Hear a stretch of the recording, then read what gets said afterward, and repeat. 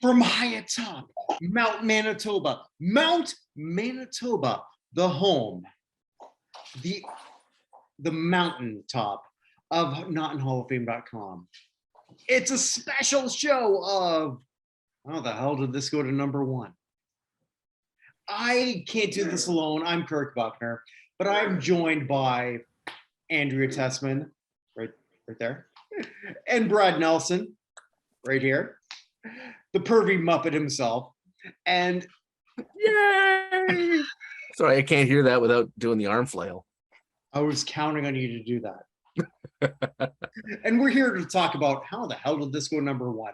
The award-winning show, or possibly the only award-winning show that is looking at songs that went number one that are kind of sort of weird, but we haven't won an award yet, have we? The award I've given ourselves, so yes. Okay. Name your award. I was expecting a leg lamp to show up at my door at any minute. Any minute. It was already there. You just didn't answer it. Oh no. I'll be right back. But this is my fault because we alternate. We decide what we're gonna do, and I had a bit of an inspiration, or a Kirkspiration, as they call it, where I was just like wandering around the outside here on the base of Mount Manitoba, and I heard, "You make me feel like dancing." So I ran with it. Dance the night away. I ran with it. And this is a song I remember as a little itty bitty buck, because this is technically the buck stops here. And I remember this. And here's my first initial thought. Men don't sound like this. The Bee Gees are calling. They'd like to disagree. Okay, the Bee Gees are still awesome because it's pure disco and this still wasn't. But anyway, well, that's a whole discussion we'll get into. Don't worry. That wasn't my initial thought. My second thought was, we've never seen Leo Sayer and Richard Simmons in the same place at the same time. Okay, now so in my notes, I had written down that if you ordered Freddie Mercury and Richard Simmons from Wish, they would just send you this one package, because he does have a bit of a Freddie voice. No. No, not nearly as good, but when you listen to him sing, you can hear a bit of Freddie in there. So if you took Freddie and Richard Simmons and meshed them together sloppily, this is what you'd get. I forgot to sort of like acknowledge our first official sponsor. Oh, yes, hit it. When you go there as often as I do, Lake of the Woods. Ah, nice. Lake of the Woods, official brewery of Winnipeg, Manitoba. You can go there in Kenora, in Ontario, and someplace in northern Minnesota. When you said that, I was going to assume it was the naughty section of the Blockbuster. That would have been if one of you two would have run it. First of all, and I need to clear this up, Blockbuster never had a naughty section.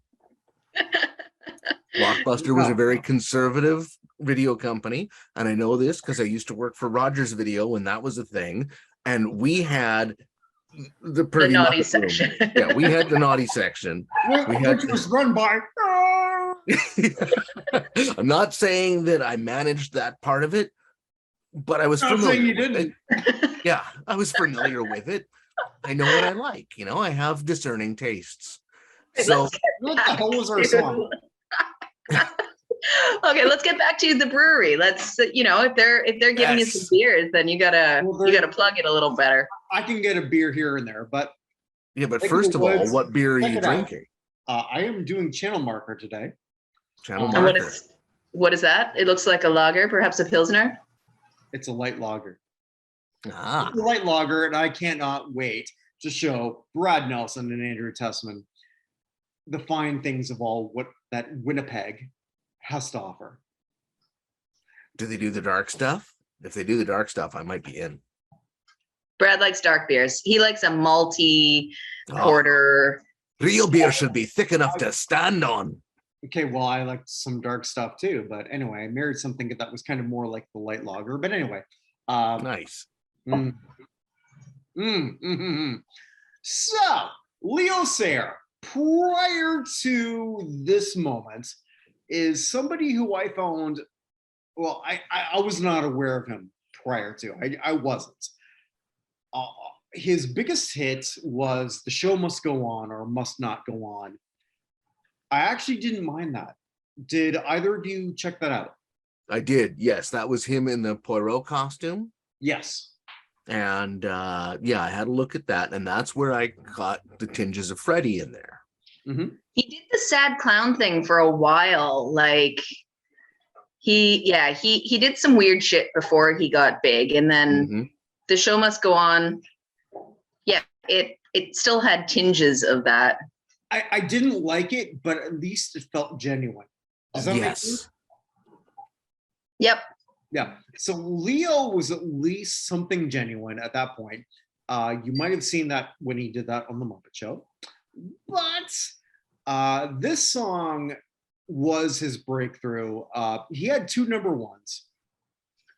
This UK one number ones, right? No. 2 American. Okay. The other one being.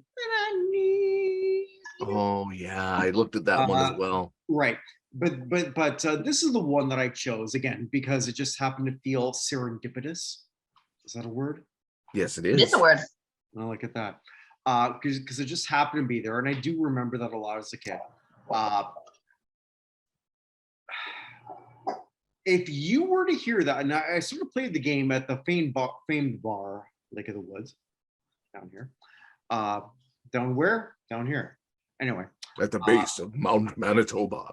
On the base of Mount Manitoba. I can't wait to take you guys there.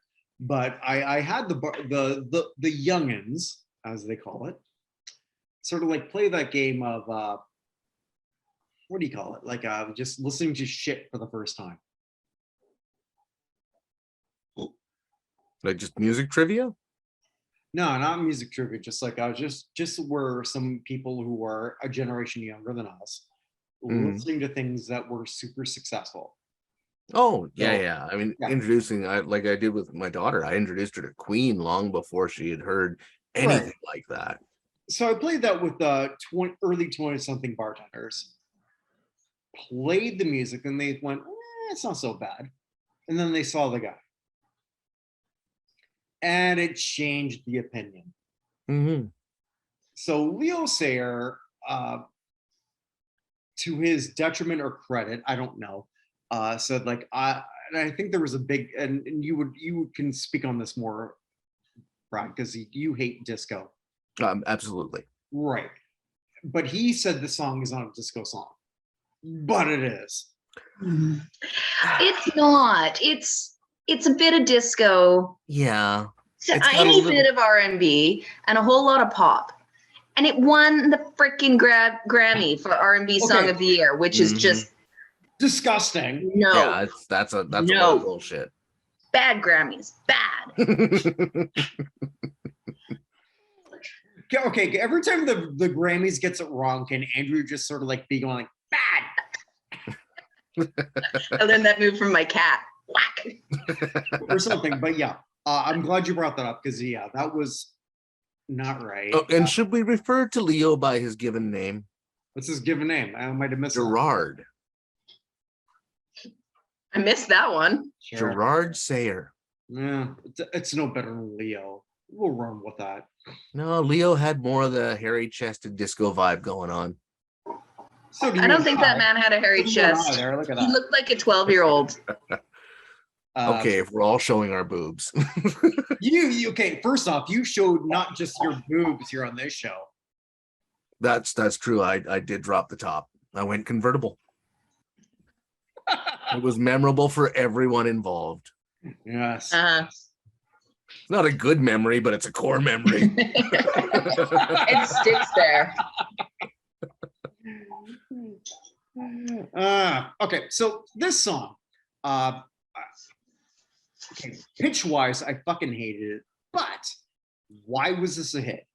Was it because that it had, did people back then not, did they think it was, because Leo had his hit, The Show Must Go On, that we talked about in the UK, but that was not a hit in the United States. No.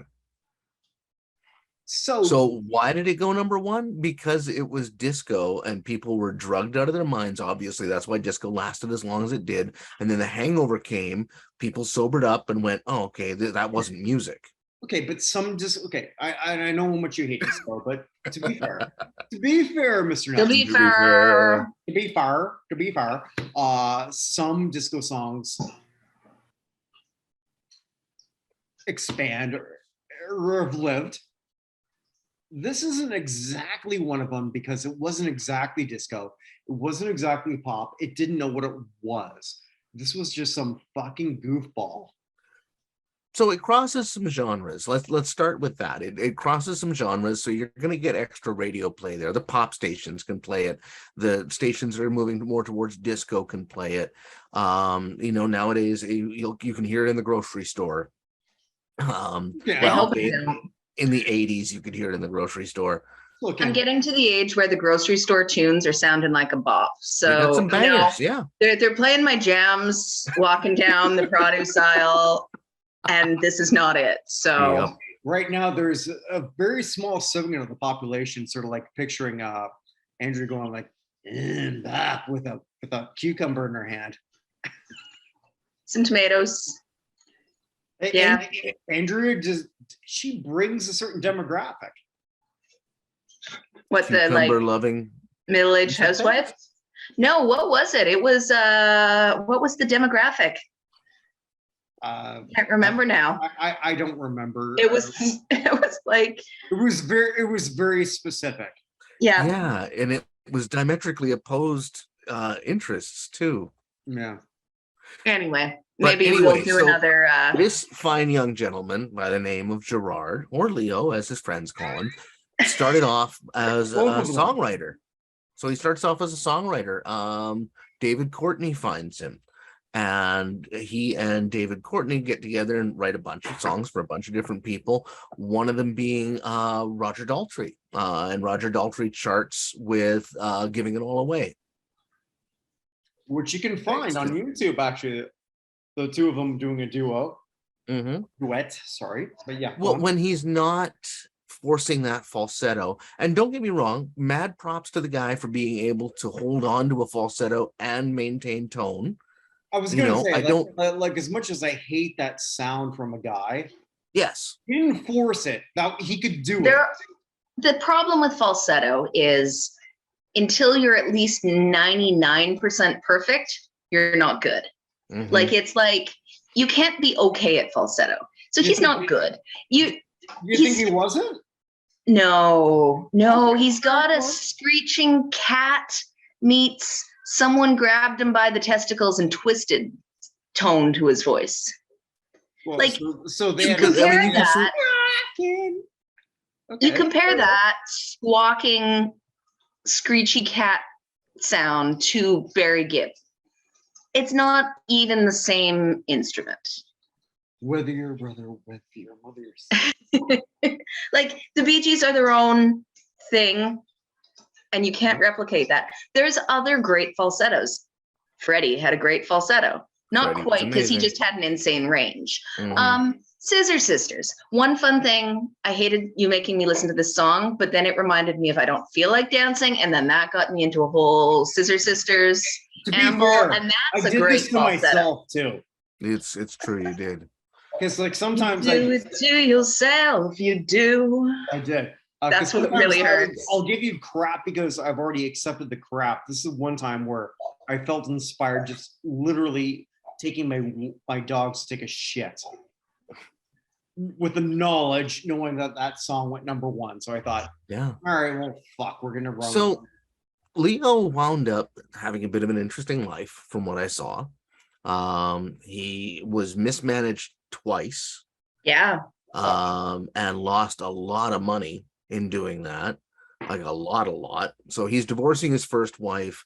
They do investigation into his earnings and his savings and what have you, and it turns out that his manager, Adam Faith, there we go, wound up mismanaging his funds, wound up investing it in some shady places, what have you.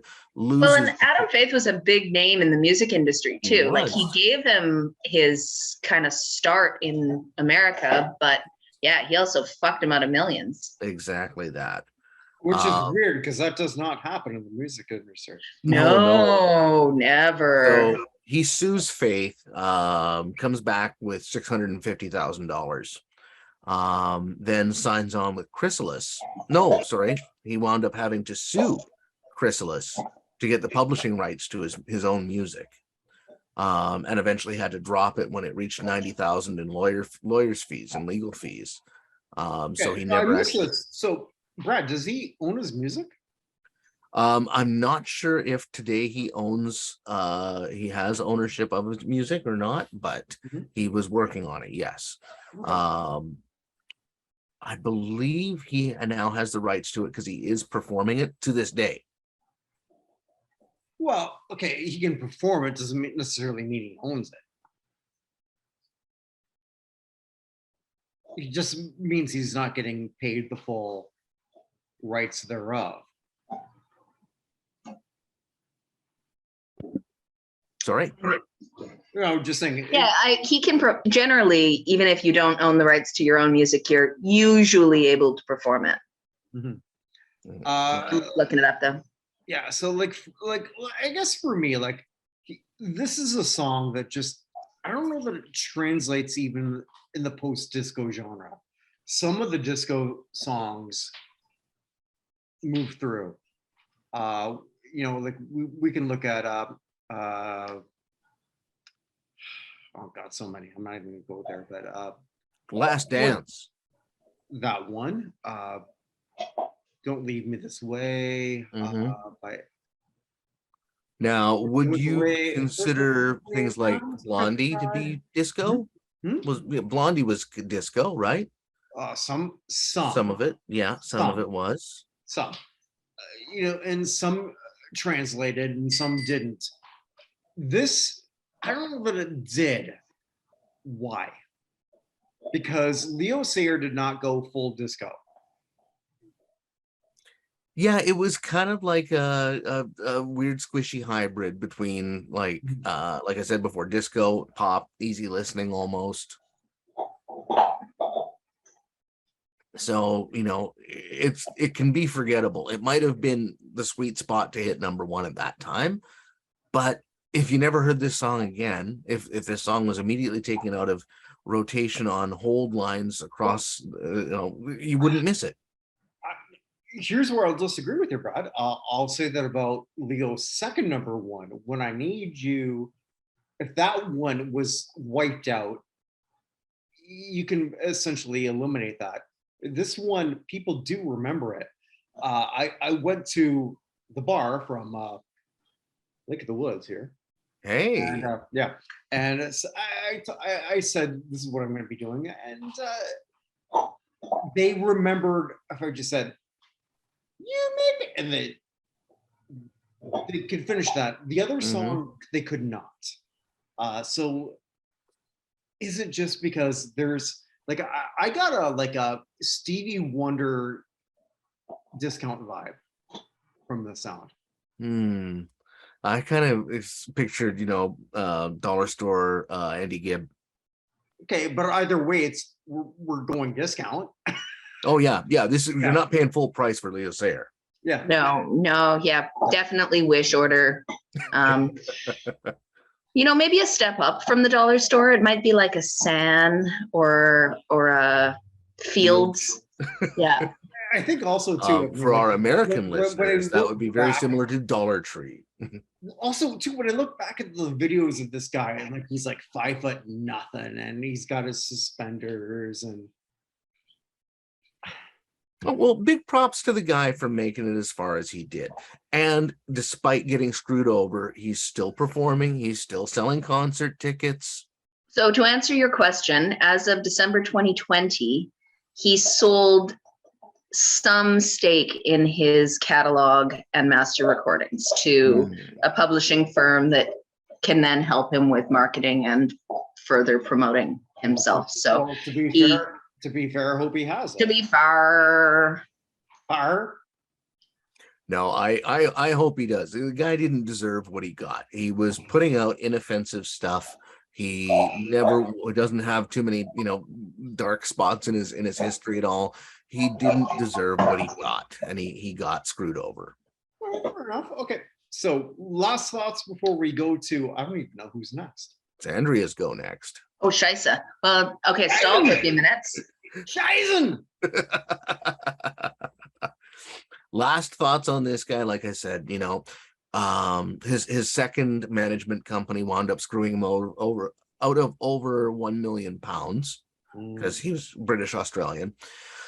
And he gave up the suit on that one because of costs. So, the poor guy wound up getting dragged through the legal system just to get a bit of his money and dignity back. And yet, people took this artist who was not top of the charts by any stretch, but he topped out once, but he wasn't a hit machine, but they still they glommed onto him. They took him for what he had. And I think because he wasn't a hit machine, he was able to get away with that. Right. Yeah. Which is a perpetual story. Yes, exactly. Exactly that. So, Scheisen! Yeah. What are we on? Oh. Damn it. Nope, that one didn't go to number one. Oh, no. I can't pull a Brad. Okay, yeah, well, you wouldn't want to do that. I mean, well, I have a reputation to I could uphold. give another one right now if you're not ready. Sure, I'll get my shit together for next week. Oh, there we go. All right, I'm going two in a row. All right, so since we're doing two in a row, we're going to do a twofer. A twofer. We are going to do a song that went number one twice from two different bands in two different decades. All right, we're going to look at Venus by Shocking Blue in 1971 and Bananarama. I remember the second one. I barely remember the first one, but boy, I remember. I didn't realize that Bananarama wasn't a first go around, and that's good call. I like it. Yes. So we've got a double thing because Andrea was not prepared. It's true.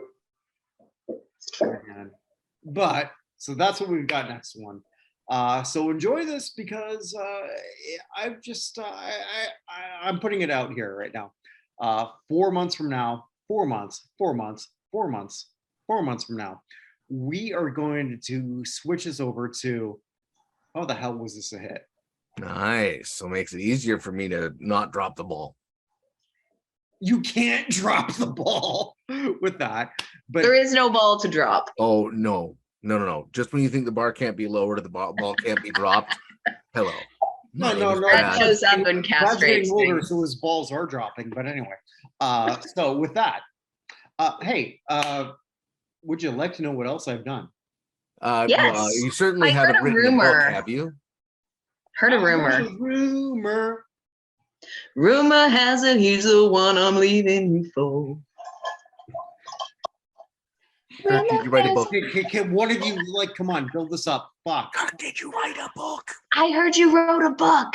I wrote a book. I'm also writing another one, by the way. Kurt, it's almost Christmas. It's time to start Christmas shopping for all the wrestling lovers in your life. Yes. Chavo Guerrero, instant classic. Check that out on Amazon.com. By the way, there's a bunch of other shit that I do.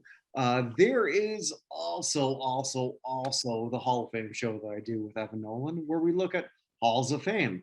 Chris Bernay and I, we've got our big show about dumb shows that went on TV, where we looked at Manimal. And hey, on November 9th, if you're not bleaching your asshole like Andrea is, changing her ringtone. See that follow-up from last week there, Andrea? Yeah. I tried to bleach my asshole once, but there was so much fair hair. The esthetician said, holy shit, 4 Vietnamese ran out and said it asked if the war was over. Really? Okay. I thought it was funnier than that, but anyway. But with that, we're going to be doing our mock committee on do we think should be in the Pro Football Hall of Fame? Check that out. All of this on nothalloffame.com. A big thing of Buchnerverse. With that, wherever you are, wherever you may be, stay safe, everyone. See what I did there? Good Night, night. friends.